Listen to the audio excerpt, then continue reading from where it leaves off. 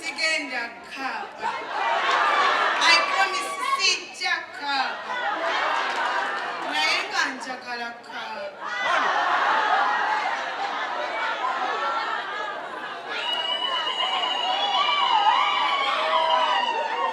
Maneba sweet. Maybe mwebale kunjagala. Manenga munjagala. Bannange neyanze nnyo neyanzege.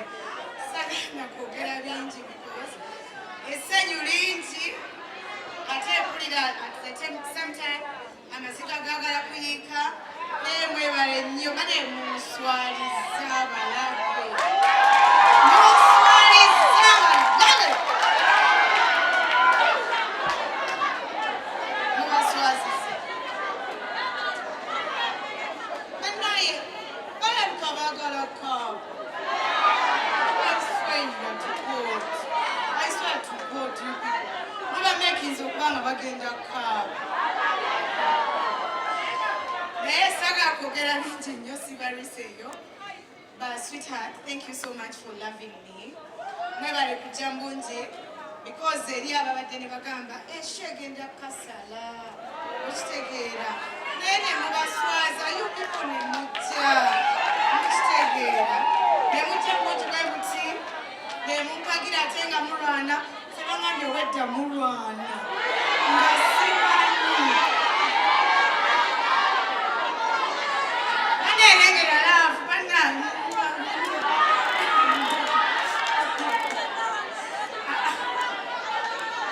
wangi munjagala wano memategeddemu kitegeera nammwe nesaga kwogera bingi leero si lunaku lwa kwogera leero lunaku lwa bikolwa lwaki praise him banaye katonda njagaddeyo nga sibaliseeyo adda ku stage omwami nkyuse bina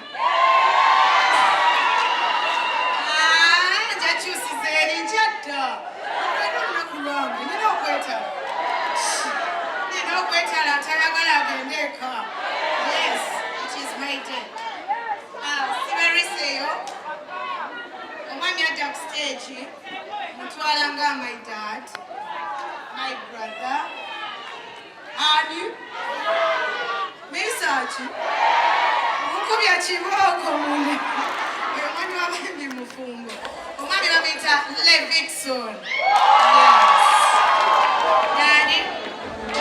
Almutawa Enterprises abatunda proti ku bukadde 10 wefuna proti erina n'ekyapa kale banoonyeeko okusobola okubeera nga ate weewangulira proti gwe omwana ali ku kyeyo tokkiza kyeyo kusala kuva nga tulina ke weekoledde. Almutawa Enterprises bakufunira proti ate n'osobola okufuna value ya ssente z'okola ku kyeyo. Ate nga tuvuddewo Alhila Holdings Uganda Limited basimi ba biodigester tanks kakati ng'omaze okuzimba amayumba nga buli kimu kiwedde weetaaga abantu bagenda okuyambako kusimira toyi eziri ku mulembe anadamu abasimbye ennyumba z'abapangisa olina family nene oba olina business ya bbala n'ebifaanaganako bwe bityo banafa ba Alhila Holdings Uganda Limited bakusimira toyi bakusimira biodigester tanks ate nekikuyambako business okubeera nga ate abapangisa bo bafuna bibalaga ate obulungi. Awo nga tuvuddewo Rosemary Beddings batunda bya mu kisenge genda ekasubi nga kava ku mafuta ng'odda bw'oti nankulabye katono nnyo wojja okubasanga bakutunza bintu bya mu kisenge blanketi masuuka byonna bye weetaaga babirina bye banafa Rosemary Beddings. Ate online marketing oba online shopping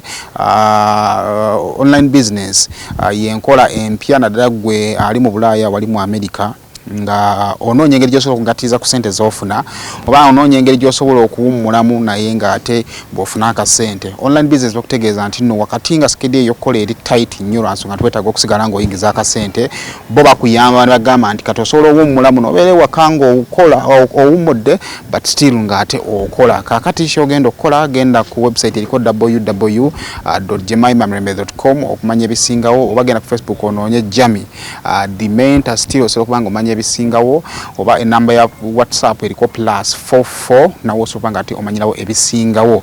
Kale abanaffe aba Brain Parents Day and Boarding Primary School twalayo omwana basangibwa bukalanga awo gye bajja okusomeseza omwana waffe ku mutwe obuvunanyizibwa.